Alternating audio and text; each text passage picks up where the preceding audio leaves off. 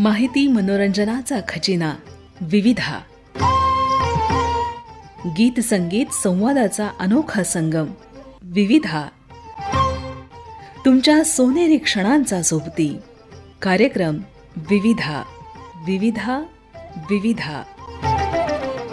श्रोत्यांनो, आज विविधा अंतर्गत नमस्कार अमरावती या कार्यक्रमात लीलाधर ठमके यांच्याशी संजय ठाकरे यांनी केलेली बातचीत ऐकूयात. या कार्यक्रमाचे सादरकर्ते आहेत संजय ठाकरे. श्रोतेहो नमस्कार. नमस्कार अमरावती कार्यक्रमामध्ये आपल्या सगळ्यांचं मी खूप खूप स्वागत करतो आहे.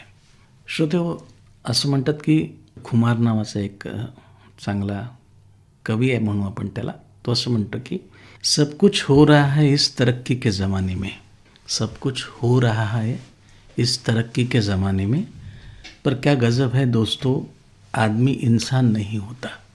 म्हणजे माणूस जो आहे, जसं बहिणाबाई म्हणतात, माणसा कधी होशील तू माणूस. कारण की आता आपण पाहतो की इतक्या स्पर्धात्मक अशा युगामध्ये आपण राहतो आहे आणि सगळं जग हे आपल्या मुठीमध्ये आलेलं आहे. आणि त्याच्यामुळे भौतिक सुखाकडे माणसाची जी धाव आहे ती इतक्या मोठ्या प्रमाणामध्ये आहे की माणसाला असं वाटतं की आपण हे मिळवलं पाहिजे, हे मिळवलं की ते मिळवलं पाहिजे. असं करता करता तो म्हणजे आपलं स्वतःचं जे मानसिक स्वास्थ्य आहे, शारीरिक स्वास्थ्य जे आहे ते गमावून बसतो. आणि याच अनुषंगाने आता संयुक्त राष्ट्रसंघानं 21 डिसेंबर हा ध्यान दिवस म्हणून घोषित केलेला आहे. तर या ध्यानाच्या अनुषंगाने बातचीत करण्यासाठी आज आपल्या स्टुडिओमध्ये आपण आमंत्रित केलेलं आहे लीलाधरजी ठमके यांना. आणि गेल्या 27 वर्षापासून हे ध्यानाचे जे काय फायदे आहेत, त्याच्यापासून आपल्याला काय मिळतं, या सगळ्यांच्या अनुषंगाने मोठमोठी शिबिरं घेतात आणि विशेषतः युवकांच्यासाठी खूप काम करतात. म्हणजे त्यांच्याकडे जास्तीत जास्त जे असतं ते युवक या गोष्टींकडे आकर्षित होत आहेत. तर ठमके साहेब, तुमचं या स्टुडिओमध्ये मी खूप स्वागत करतो. नमस्कार. आता मी जसं म्हटलं की तसं उरागिरींचं एक वाक्य आहे की ते म्हणतात की उद्याच्या नकाशावरून फुलांच्या नद्या वाहू द्यात आणि या फुलांना काटे नसू द्यात, चुकून राहिलाच काटा तर तो बोचणारा नसावा. म्हणजे फुलांचे समुद्र साचतील आणि पुढे मुलं फुलांच्या पावसात नाचतील, पण असं काही होताना आपल्याला दिसत नाही. तर याच्यासाठी तुम्ही जो हा एक प्रकारचा मंत्र दिलेला आहे की ध्यान केलं पाहिजे. तर माझा पहिला प्रश्न असाच आहे की ध्यान म्हणजे काय आणि ते केल्यानंतर काय होतं? सर्वप्रथम सर्वांचं अभिनंदन की 21 डिसेंबर हा आंतरराष्ट्रीय ध्यान दिवस म्हणून संयुक्त राष्ट्रसंघ यांच्या मदतीने घोषित केलेला आहे. ही आपली खूप मोठी उपलब्धी आहे. आता काय आहे ध्यान, त्याच्याबद्दल माहिती जाणून घेऊया. ध्यान म्हणजे एक अशी स्थिती आहे ज्या स्थितीमध्ये 100% आपण प्रेझेंटमध्ये असतो. हो, प्रेझेंटमध्ये असतो म्हणजे काय की नाही आपल्या डोक्यामध्ये भूतकाळातले विचार असतात त्यावेळेस किंवा भूतकाळातल्या स्मृती असतात, आठवणी असतात, नाही भविष्याचे काही प्लॅनिंग आपण करत असतो. आणि अशी स्थिती म्हणजे वर्तमानातील स्थिती. आता वर्तमानामध्ये जर का आपण राहिलं तर पूर्ण एनर्जीने कुठलंही कार्य करू आणि त्यासाठी ध्यान फार आवश्यक आहे. वर्तमानात असणे आवश्यक आहे. म्हणजे जे आपण म्हणतो ना श्रोते हो की आपण कॉन्शियसनेस असलं पाहिजे, कॉन्शियस असलं पाहिजे. तर ते कॉन्शियस राहणे म्हणजेच ध्यान, वर्तमानामध्ये राहणे म्हणजे ध्यान. आता याच्यासाठी आपले जे सद्गुरू आहेत, जे हिमालयन मेडिटेशनच्या अनुषंगाने जगभरामध्ये आता कार्य करत आहेत, तर मग त्यांचा या ध्यानाच्या अनुषंगाने काय प्रक्रिया आहे? असं आहे की एक शरीरभाव असतो आणि एक आत्मभाव असतो. आपण नेहमी शरीरभावामध्येच जीवन व्यापन करीत असतो. म्हणजे जन्मल्यापासून शरीरभाव एवढा मोठा असतो, एवढा जास्त असतो की आपण शरीरभावामध्येच जीवन जगत असतो. आत्मभावामध्ये जीवन जगण्याची एक कला असते. आणि जे आमचे गुरुदेव आहेत सद्गुरू श्री शिवकृपानंद स्वामीजी, ते काय करतात की आत्मभाव आपला जागृत करून देतात. आणि मी एक शुद्ध आत्मा आहे, मी एक पवित्र आत्मा आहे, असं वारंवार आपण स्वतःला सांगत राहिलं तर आपलं चित्त जे आहे ते आत्मभावाकडे जाते आणि आपल्या आतमध्ये एक डिफरंट टाईप ऑफ सायन्स आहे. आपण जेव्हा निर्विचार असतो तेव्हा आपल्याला पूर्ण एनर्जीने ते काम करता येते. आणि जेव्हा आपलं चित्त अंतर्मुख असते, जेव्हा आपलं आत्मभाव असतो त्यावेळेस आपण जेही कार्य करतो त्याचे परिणाम खूप छान येतात, त्याचे रिझल्ट 100% येतात.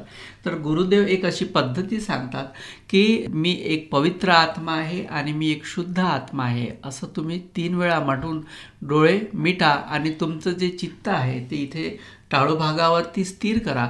ते चित्त तिथे टाळूभागावरती स्थिर झालं की आपल्याला ध्यानात जाता येईल, आपलं चित्त अंतर्मुख होईल आणि अनायास आपल्याला प्रेझेंटमध्ये कसं राहता येईल हे ॲटोमॅटिक आतूनच आपल्याला तशा पद्धतीने त्या स्थितीला आपण प्राप्त होऊ. खरं म्हणजे तुमच्या बोलण्यावरून अशी गोष्ट लक्षात आली की जे तुम्ही सांगितलं की एक आपला शारीरिक भाव असतो आणि आत्मभाव असतो. आता जेव्हा जेव्हा आपण शरीराच्या अनुषंगाने विचार करतो तेव्हा हा अतिविचार होऊन जातो, सतत विचार होऊन जातो आणि मग त्या विचारालाच कसं त्या कडी जी असते एकामागे एक कडी, अरे हे झालं की ते झालं की ते. आणि विशेषतः तरुण जी मुलं आहेत आणि आपण सगळेच म्हणूयात आपण, त्यांच्यामध्ये ही लाटांवर लाटा, जशी समुद्र काही थांबत नाही तसा विचारांचा समुद्र हा आपल्यावर आदळत राहतो. तर याच्यासाठी काय करता येईल आपल्याला? ॲक्च्युली काय झालेलं आहे की सोशल मीडियाद्वारे किंवा अतिशय मोबाईलमध्ये हरवून राहण्याच्या मागे डिस्ट्रॅक्शन वाढलेलं आहे आणि ओव्हर थिंकिंग हे युवकांमध्ये मला पाहायला मिळते आहे.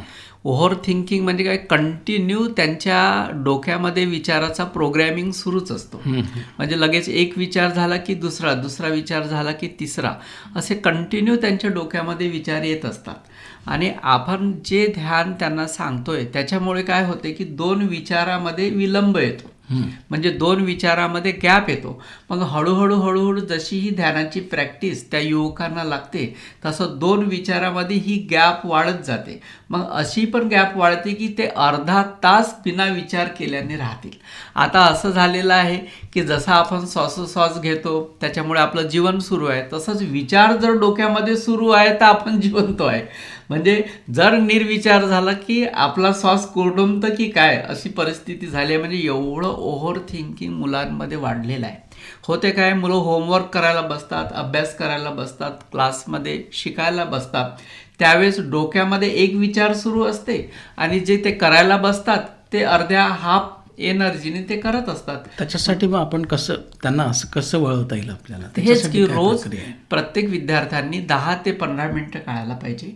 10 ते 15 मिनिटं डोळे मिटून मी एक पवित्र आत्मा आहे, मी एक शुद्ध आत्मा आहे असं म्हणून 3 वेळा म्हणून त्यांनी 10 मिनिटं तरी एका जागेवरती बसणं शिकायला पाहिजे.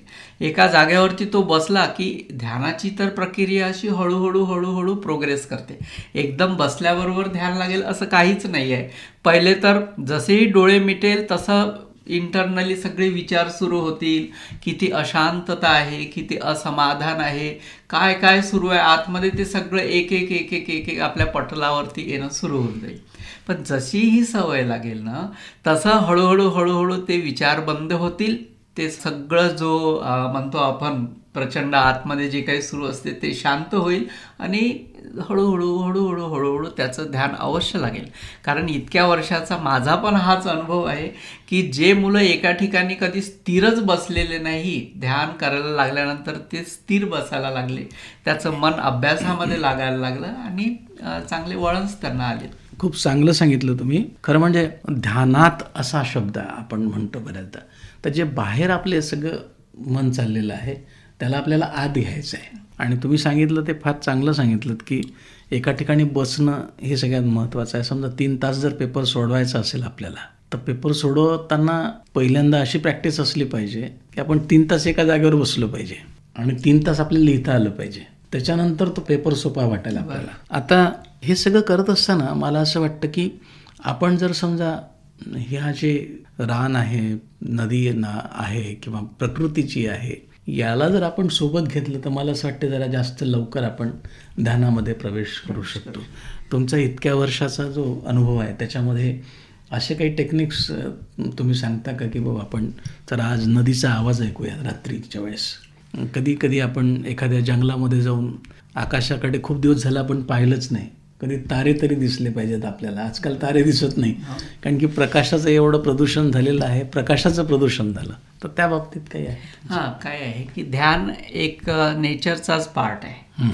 म्हणजे ध्यान एकदम प्रकृतीशी समरसता स्थापित करण्याचा एक मार्ग आहे. आणि जसं आपलं शरीर पंचतत्वांनी निर्माण झालेले आहे, प्रकृतीमध्ये पंचतत्व आहे, ते पंचतत्व आपल्या आतमध्येच आहे. म्हणजे जसं की आपण म्हणतो की 7 चक्राचं आपलं हे शरीर तयार झालेलं आहे. जिथे आधी मेडिकल सायन्स एवढं विकसित झालेलं नव्हतं तेव्हा ते चक्र म्हणत होते.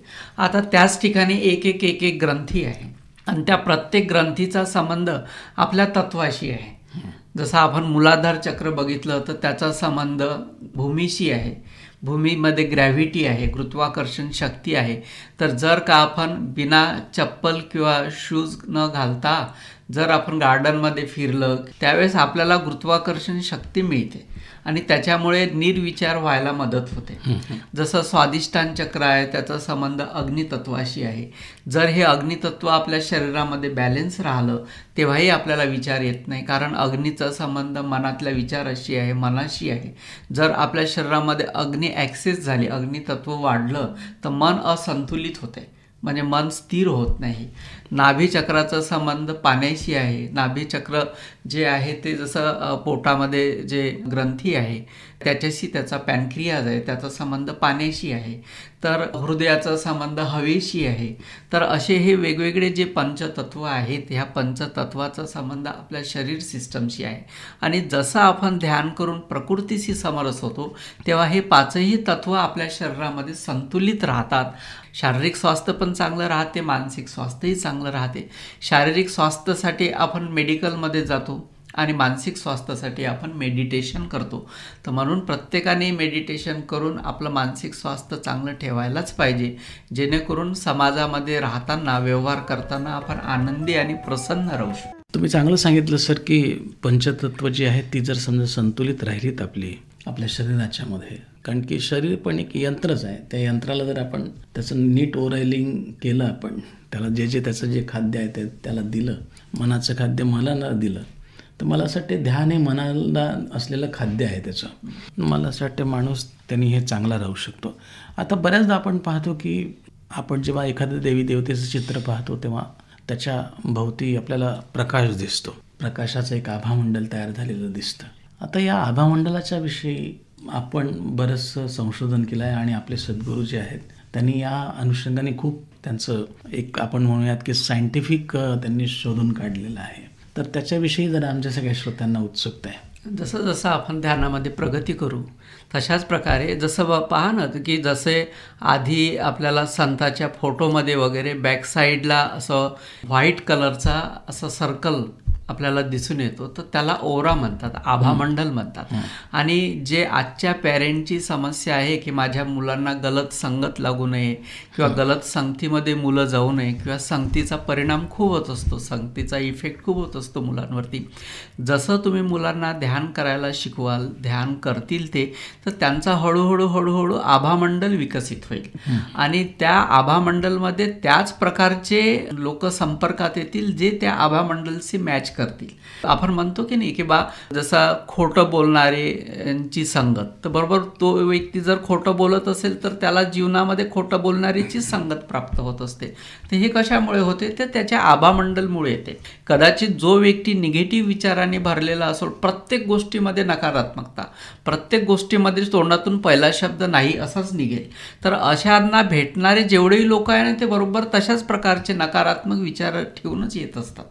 तर जसं म्हणतो ना की जसं तंबाखू खाणारा एखादा व्यक्ती आहे तर त्याची संगत बरोबर तंबाखू खाणाऱ्यांसोबतच असेल आणि तो बरोबर ओळखेल का बा हा खातो, तर बरोबर तो त्यांना जाऊन भेटेल. तर हा सारा इफेक्ट सूक्ष्ममध्ये आभामंडलशी होत असते. तुम्ही एखादा ग्रुप बघा, त्या ग्रुपमध्ये जर 5 मित्र असेल ना तर त्या 5 मित्रांची विचारधारा एक असेल, त्या 5ही मित्राची शौकपाणी एक असेल, त्यांच्या चर्चा गोष्टी बिलकुल एकरूप असेल. हे कशामुळे होते, तर त्यांच्या आभामंडलमुळे होते, त्यांच्या ओरामुळे होते. जर आपल्याला आपला ओरा चांगला करायचा असेल, आपला आभामंडल चांगला करायचा असेल की त्या आभामंडलमध्ये कोणत्याही प्रकारचे आपल्या विरुद्ध लोक येऊ नयेत, नकारात्मक लोक येऊ नयेत किंवा निगेटिव्ह लोकांचा संपर्क आपल्याशी होऊ नये, तर हा आभामंडल चांगला करायला पाहिजे. आणि ध्यानाने सर्वात पहिले आभामंडल चांगला होतो आणि आपली संगत पण चांगल्या लोकांशी होते, चांगल्या मुलांशी होते. आता आपल्याला आभामंडलाच्या अनुषंगाने माहिती झाली. खरं म्हणजे आपला हा जो विषय आहे हा ध्यानाचा विषय आहे आणि मला असं वाटतं की बहिर्मुखी माणसाला जरा ध्यान करताना थोडेसे प्रॉब्लेम जास्त येतील, कारण की त्याचं मुख जे आहे, त्याचं जे मन आहे ते बाहेरच्या गोष्टी आणि त्याच्यातला आनंद शोधायसाठी. पण आपण संतांचं साहित्य वाचतो किंवा इतरही बरंचसं, तर ते म्हणतात जो म्हणतो की भगवंत वरती कुठेतरी आहे तो जरा वेगळ्या प्रकारचा भक्त झाला, पण जो म्हणतो की भगवंत हे आपल्या आतमध्येच आहेत तो श्रेष्ठ प्रकारचा भक्त आहे असं म्हणतात. तर ही जी अंतर्मुखता आहे किंवा ही जी अंतर्मुखी जी आपलं व्यक्तित्व आहे, याला विकसित करण्यासाठी किंवा अंतर्मुख होण्यासाठी आपण काय केलं पाहिजे? खूप छान प्रश्न विचारला सर तुम्ही. ॲक्च्युली मी आता बघत आहोत की सगळ्यांची जी दिशा आहे पाहण्याची, जी दृष्टी आहे ते बाहेरच आहे. म्हणजे दोष जरी पाहतील तरी ते दुसऱ्यांमध्ये पहिले पाहतील, आणि जेव्हा की दोष पाहण्याची जर प्रवृत्ती आहे तर चांगली आहे, पण ती आपल्यापासून सुरुवात करायला पाहिजे. दोष आपल्यामध्ये बघायला पाहिजे आणि त्याला सुधारणा करायला पाहिजे. काय होते की आपण आपल्या इंद्रियाचे सर्व द्वार बाहेरच्या दिशेने खुलतात, त्याच्यामुळे दृष्टी पण बाहेरच्याच दिशेने जाईल, आणि बाहेरच्या दिशेने गेली की सगळं बाहेरचंच आपल्याला दिसेल. आपण आतलं पाहूच शकू नये. म्हणजे परमेश्वराची, भगवंत हा बाहेर आहे, कुठे मंदिरात आहे, कुठे आहे, असं आपण त्याला बाहेर शोधत असतो. आता शोधतो तो त्या व्यक्तींना जो हरवलेला आहे, पण देव भगवंत कुठं हरवलेलाच नाही आहे, तर त्याला शोधायची गरजच नाही. तो तर फक्त आपल्या आतमध्येच अनुभव करायचा असतो. पण ज्या लोकांची दृष्टी अंतर्मुख आहे ते परमेश्वराला आपल्या आतच पाहतात, आणि परमेश्वर आपल्या आतच आहे. आत्म्याच्या रूपामध्ये परमेश्वर आपल्या आतमध्ये आहे. आत्माच भगवंत आहे, आत्माच परमेश्वर आहे. जसंही चित्त आपलं अंतर्मुख होते तसा आपल्याला आपला भगवंत कळतो, आपल्या आतच आहे, आणि तो 24 तास आपल्यासोबत असतो. जर तो 24 तास आपल्यासोबत असेल तर मग आपल्याला भीतीची किंवा टेन्शनची कुठलीही गरज नाही आहे, कारण सोबत आहेच ना भगवंत. तर बऱ्याचदा काय होते, ज्या प्रकारची आपली स्थिती असते त्याच प्रकारचा आपल्या अवतीभोवती पण घडत असते. आपण नेहमी बाहेर परमेश्वराला शोधत असतो, तर आपल्याला वाटते की मंदिरमध्ये गेलं तर, मी तर बरेच जण कसे बघितलेले आहे की दिवसभर मंदिराचीच यात्रा करत असतात. श्रोते, आपण बातचीत करतो आहोत लीलाधरजी ठमके साहेबांशी, आणि हिमालयन मेडिटेशन या अनुषंगाने आपली ही बातचीत आहे. कारण की 21 डिसेंबर आंतरराष्ट्रीय ध्यान दिवस म्हणून संयुक्त राष्ट्रसंघाने घोषित केलेला आहे. खरं म्हणजे आपण ह्या अशा पद्धतीच्या सगळ्या विषयांवर बातचीत आणि संयुक्त राष्ट्रालाही असं वाटतं केली पाहिजे, कारण की मानवी संस्कृतीचं रक्षण, तिचं संवर्धन, समाजामध्ये नीतिमूल्यांचं बीजारोपण आणि माणसामधला हा जो प्रकाश आहे, ही जी ऊर्जा आहे, ही खऱ्या अर्थाने कशी प्रस्फुटित होईल, या अनुषंगाने हे सगळं मला असं वाटतं की हे आपण करत आहात. आणि आत्ता सगळ्यात महत्त्वाचं म्हणजे, आणि हा शेवटचा प्रश्न असेल कदाचित, की ध्यान आपण कसं केलं पाहिजे? तर ध्यानाची फारच सोपी अशी पद्धती आहेत. आमच्या गुरुदेवांनी हिमालयामध्ये राहून साधना केली, आणि समाजामध्ये जेव्हा ते आलेत तेव्हा ही ध्यानाची एकदम हिमालयीन पद्धत समाजातल्या सगळ्यांना जे इंटरेस्टेड आहेत ध्यान करण्यामध्ये, त्या सगळ्यांना त्यांनी सांगितलं. म्हणून ह्या ध्यानाचं नाव हिमालयीन ध्यान असं ठेवलेलं आहे. ध्यानामध्ये मी एक पवित्र आत्मा आहे आणि मी एक शुद्ध आत्मा आहे, असं 3च्या सेटने म्हणायचं सर. आणि हे का म्हणायचं, कारण 60 वर्षापासूनची जी गुरुदेवांची साधना आहे, शक्ती आहे, ते ह्या मंत्रामध्ये टाकलेली आहे. आणि एक सामूहिकतेची शक्ती ह्या मंत्रामध्ये असल्यामुळे काय होते की जेव्हा सामूहिकता त्या गोष्टीने ध्यान करत आहे, ह्या मंत्राने ध्यान करत आहे, आणि आपणही त्या मंत्राने ध्यान करत आहे, तर आपण बरोबर सामूहिकतेशी जुडलं जातो. आणि सामूहिकतेशी एकदा जुडलं की हे ध्यान होते. कारण भले ध्यानामध्ये स्वतंत्र जायचं असते, निजी आहे ध्यान, स्वतः एकटंच गेलं जाते, पण सुरुवात मात्र सामूहिकतेने करावं लागते. सामूहिकताने एकदा ध्यानाची सुरुवात झाली की मग आपलं बसून आपल्याला ध्यान लावता येते, ध्यान करता येते. तसं आपल्याला सांगता येणार नाही, पण जर समजा आपल्यासारख्यांशी जर श्रोत्यांनी संपर्क केला आणि जिथे कुठे तुम्हाला ध्यान करायला मिळेल आणि तिथे तुमचा मनुष्यरूपाने जर एखादा तिथे गुरु असेल तुमच्या समोर बसलेला, त्यांनी जर तिची प्रक्रिया जर सांगितली तर मला असं वाटतं ते जास्त सोपं होईल. कारण की 12व्या अध्यायामध्ये फार सुंदर म्हटलेलं आहे की ध्यानात ध्यान श्रेष्ठते, ध्यानात ज्ञान श्रेष्ठते, ज्ञानात कर्मफल त्यागात, आणि त्यागामध्ये शांती निरंतर आहे. आपली ही जी ध्यानाची प्रक्रिया आहे हे त्यागापर्यंत जोपर्यंत येत नाही, हे भगवंता हे शरीर हे माझं नाही, तूच तू आहे असं, तर तोपर्यंत ते ध्यान आपलं सफल होणार नाही. हे ध्यान सफल व्हावं अशी कामना आम्ही करतो. आणि जसं जे आपला हा विवेकवाद आहे, बुद्धिप्रामाण्यवाद आहे, विज्ञानवाद आहे, याची हातामध्ये तुम्ही मशाल घेऊन आत्मानुभूतीची जेव्हा तुम्ही अनुभूती घ्याल तेव्हा तुमचं हे ध्यान सफल होईल असं मला वाटतं. लीलाधरजी, आज तुम्ही वेळात वेळ काढून इथं आलात आणि अतिशय उपयुक्त अशी माहिती आमच्या सगळ्या श्रोत्यांना करून दिली. मी आकाशवाणी अमरावतीतर्फे आपला खूप खूप आभारी आहे. आणि पुन्हा आपल्याला अशी विनंती पण करतो की जेव्हा कधी आपण पुन्हा इथं याल तेव्हा जरूर आमच्या सगळ्या श्रोत्यांना आणखी याच्यातल्या ज्या वेगवेगळ्या प्रक्रिया आहेत त्या आपण सांगाव्यात. अवश्य सांगेन. खूप खूप धन्यवाद. नमस्कार. नमस्कार.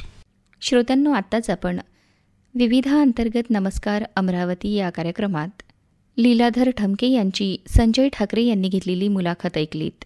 या कार्यक्रमाला निर्मिती सहाय्य होतं स्नेहल ठाकरे यांचं. तांत्रिक सहाय्य राजेंद्र कुमार माळवे यांनी दिलं होतं. तर या कार्यक्रमाचे सादरकर्ते होते संजय ठाकरे. माहिती मनोरंजनाचा खजिना विविधा. गीत संगीत संवादाचा अनोखा संगम विविधा. तुमच्या सोनेरी क्षणांचा सोबती कार्यक्रम विविधा. विविधा विविधा.